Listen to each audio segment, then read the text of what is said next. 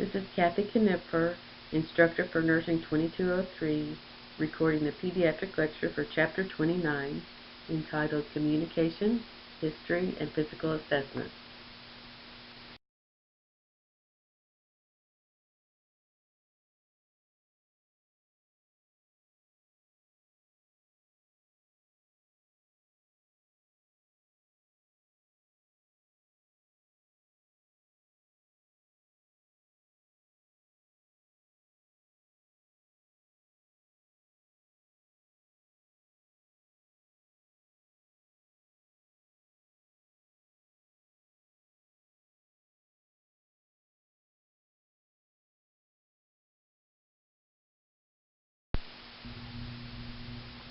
It is important that the nurse conducting the interview establish a setting that is conducive to an effective interview. That would include appropriate introductions and the assurance of privacy and confidentiality. Healthcare facilities are increasingly concerned about computer privacy because of new applications in nursing. It may be telemedicine, telephone triage. During telephone triage and counseling, the nurse would ask screening questions to determine priorities. So they would determine when an immediate referral is needed or when something can wait for 24 to 72 hours or even 4 days or more.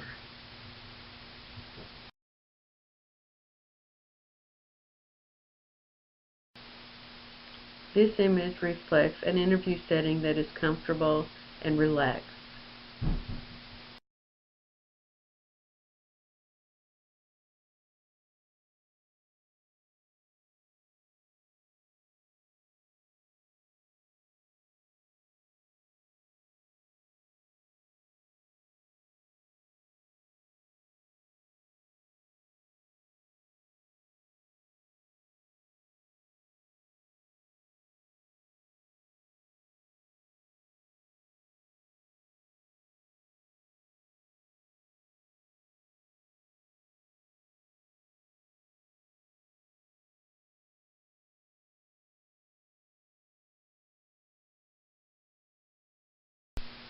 When communicating with families and parents, the nurse should encourage the parents to talk and direct the focus. The nurse should listen and be aware of the individual cultures. Use of silence and being empathetic are very important. Providing anticipatory guidance to prevent health problems, such as teaching about growth and development and basic nurturing child care. The nurse should avoid blocks to communication, and when communicating through an interpreter, the interpreter needs instruction on what the expectations are. There are guidelines in your textbook regarding how to work with an interpreter. It's important that you follow hospital policy related to use of an interpreter. When communicating with children, you would want to communicate based on their development of thought processes. Infants will respond to nonverbal and voice sounds. Children less than the age of 5 see things in relation to themselves. They should be allowed to examine articles that they'll come in contact with, like a blood pressure cuff. So they interpret things literally. When children move into the school years, they want explanations and reasons. They want to know why something exists, how something works. So you want to give explanations of what is going to happen. With adolescents, you may see a variety of responses. You may see cooperation, you may see hostility, you even might see anger. In this picture, the nurse appears to be communicating based on this child's level of development of their thought processes.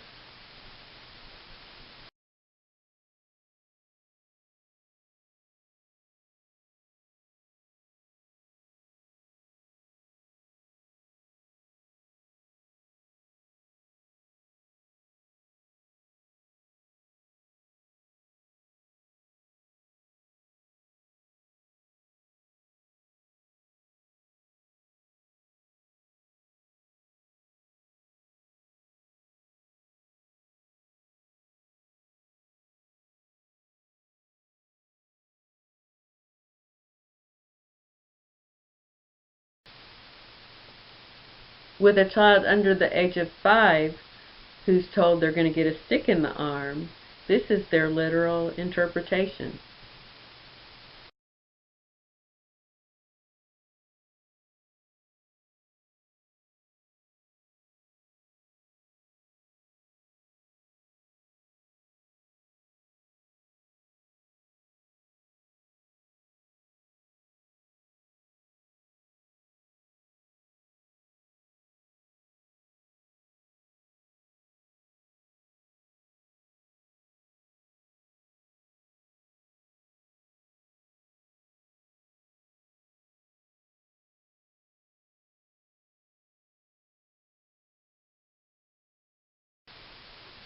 Nurses should use a variety of techniques when communicating with children.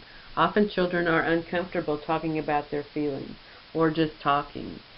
So the nurse would use creative communication techniques, word games, nonverbal techniques, and play is very important.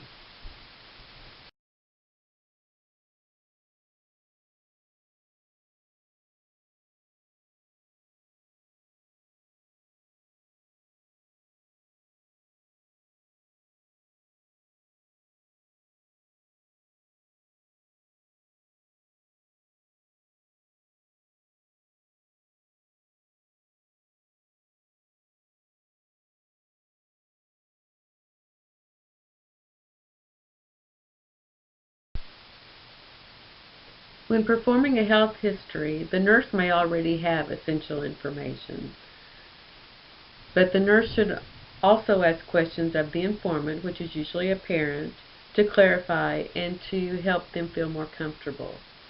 The chief complaint is basically the specific reason the child is visiting the clinic or the doctor's office or the emergency room. And then you also want to look at the present illness and analyze a symptom or symptoms, such as pain. An outline of a pediatric health history is included in your textbook.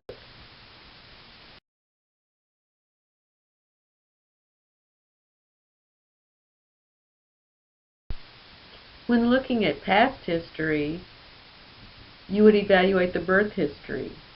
What was the mother's health like during pregnancy, labor, and birth?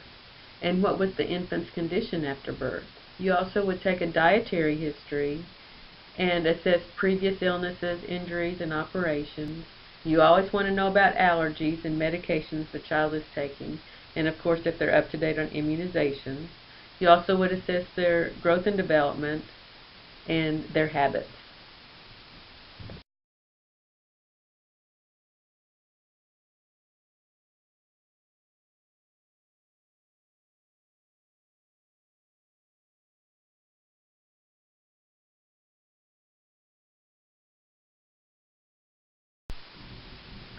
When performing a sexual history, the nurse would gather information regarding the child's sexual concerns or activities and adult sexual activities that might influence the child.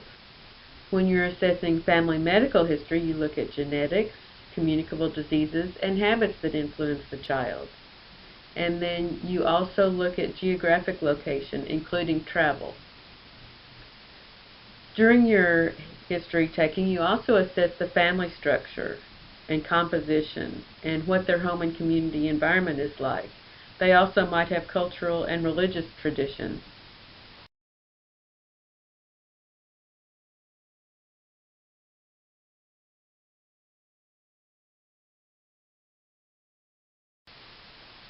When looking at the psychosocial history, you look at how the child has adjusted to school, if they have any unusual habits, and what the parent-child relationship is like. And then, of course, you do that review of the system. You do a specific and thorough review of each body system. And there are also guidelines in your textbook.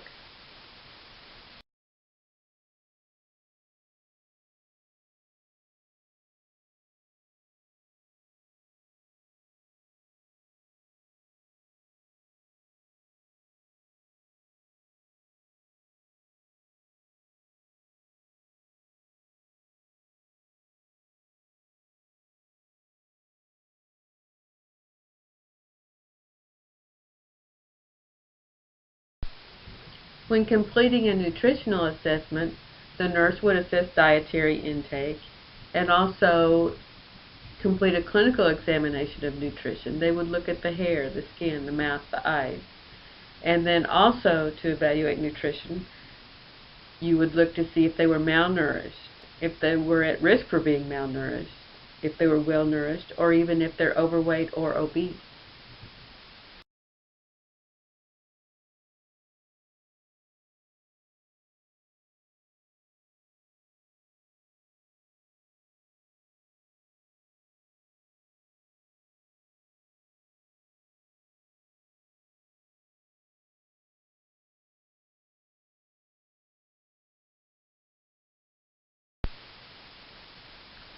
ChooseMyPlate.gov is an excellent resource to use to promote good nutrition.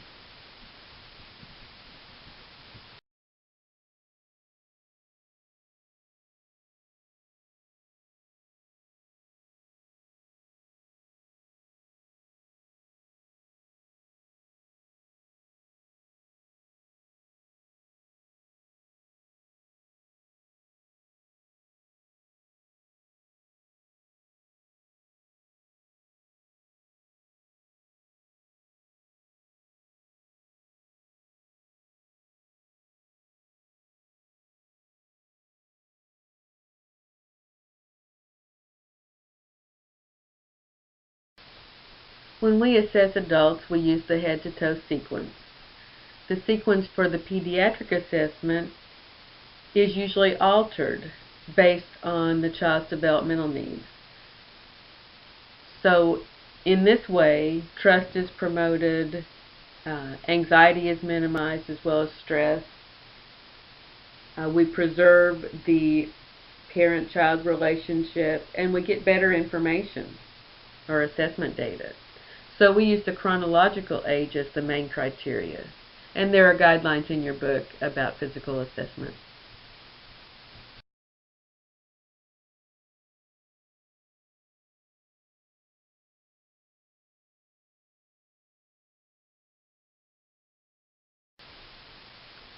So when we make that accommodation in the pediatric assessment, again, we minimize the stress, we minimize anxiety, we foster trust with the nurse-child-parent relationship. It allows for the child to have maximum preparation. We preserve the security of that parent-child relationship, and we maximize accuracy of those assessment findings.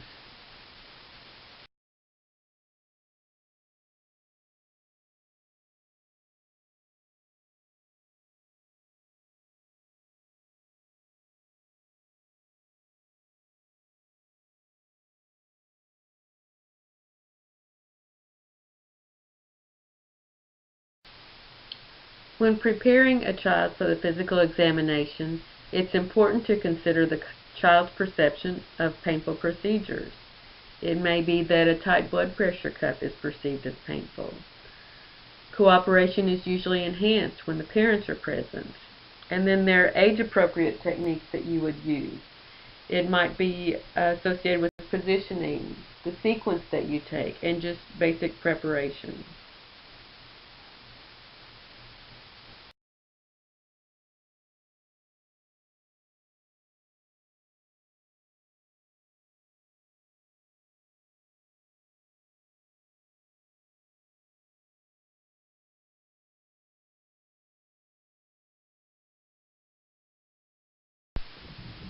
Growth charts are the standard by which growth and development is measured.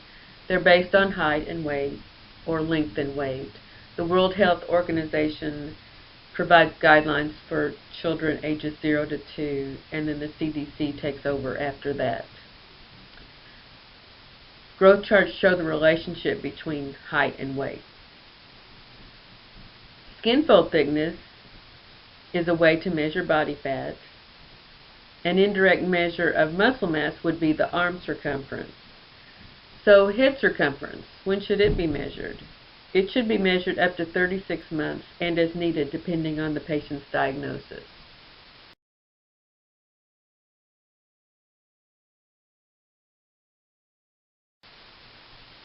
Notice the difference in size of these two boys, even though they are of identical age.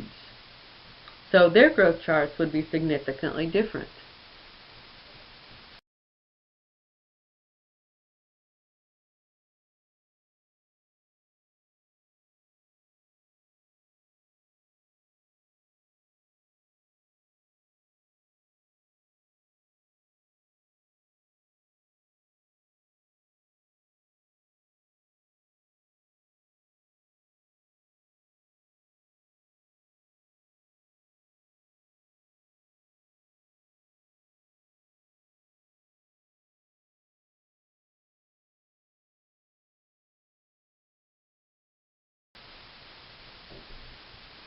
This diagram reflects where measurements should be taken and how they should be taken so that they will be accurate.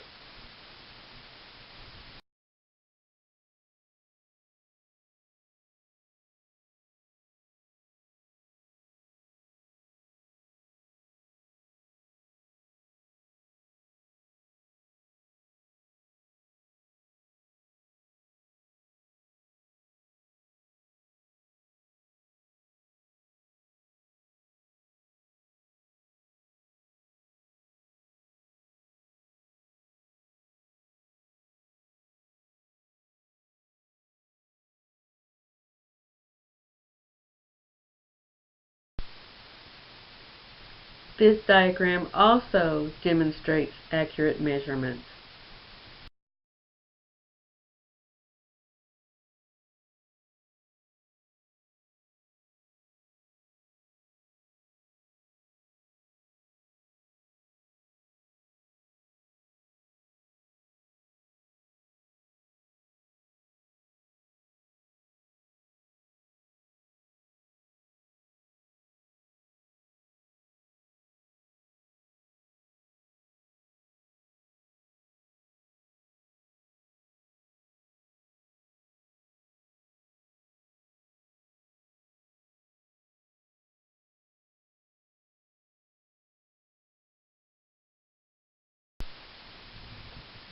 Physiologic measurements.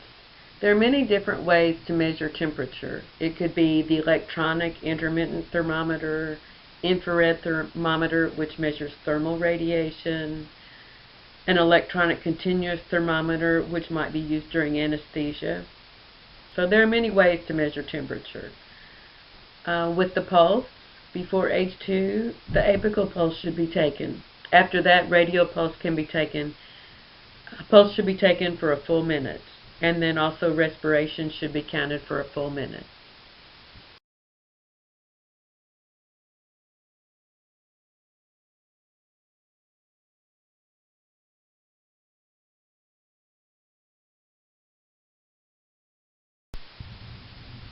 Pediatric blood pressure should be measured in children age 3 and older, and of course those with symptoms of hypertension. There are multiple measurement devices, but the most important thing is the selection of the cuff. The bladder width should measure 40%. The length should cover 80 to 90% of the arm circumference. If the cuff size is too small, you would get a falsely high reading. If the cuff size is too large, you get a falsely low reading. The cubital fossa should be at the heart level and arm should be supported.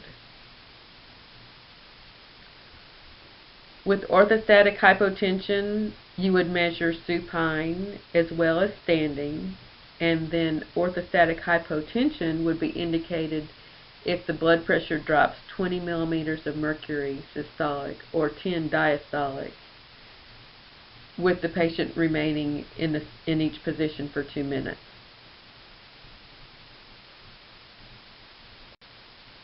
This slide represents the appropriate measurement of the blood pressure cuff.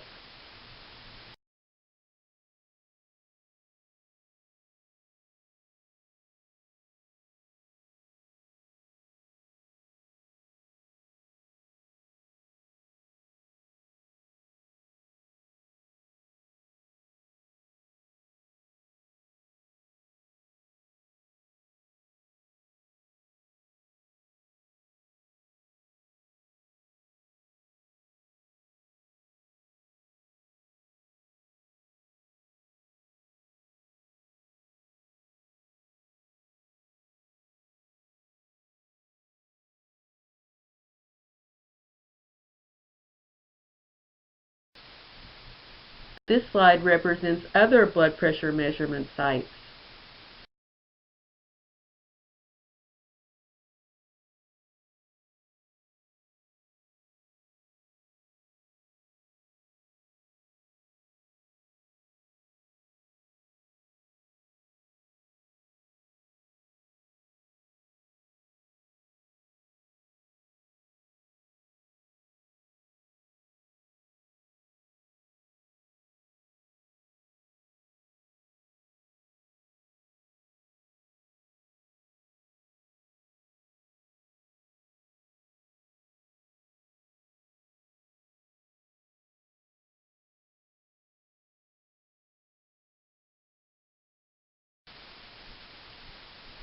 Normally, by the age of 3 to 4 months, the infant can fixate on an object with both eyes simultaneously. This is called ocular alignment, and the cover test is used to assess this.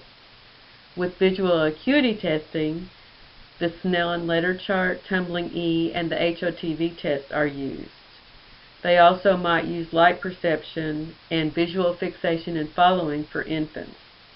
Visual fixation and following should be present by the age of 3 to 4 months. Some specific definitions that you should know are strabismus, which is where one eye deviates from the point of fixation and may cause double vision and thus amblyopia. And then with amblyopia, vision does not develop properly in one eye. It's also called lazy eye. It can become permanent because the brain will eventually ignore the image. To improve skills in pediatric physical examination, the pediatric nurse can develop their own head-to-toe assessment routine for an infant and for a 3-year-old, or for any age group that they commonly take care of. They can associate interview questions with a detailed physical assessment outline.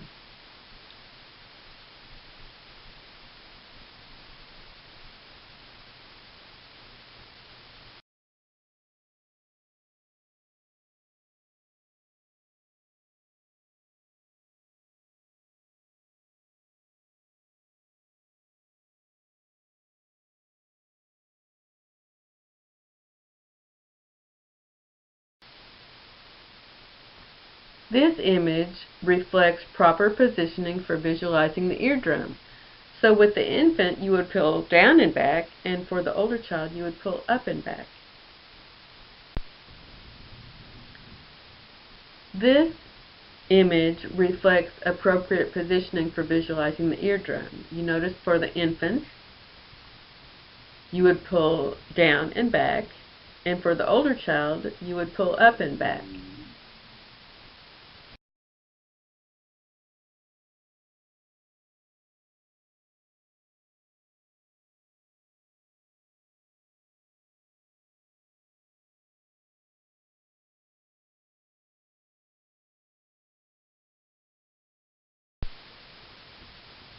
This image reflects bow leg.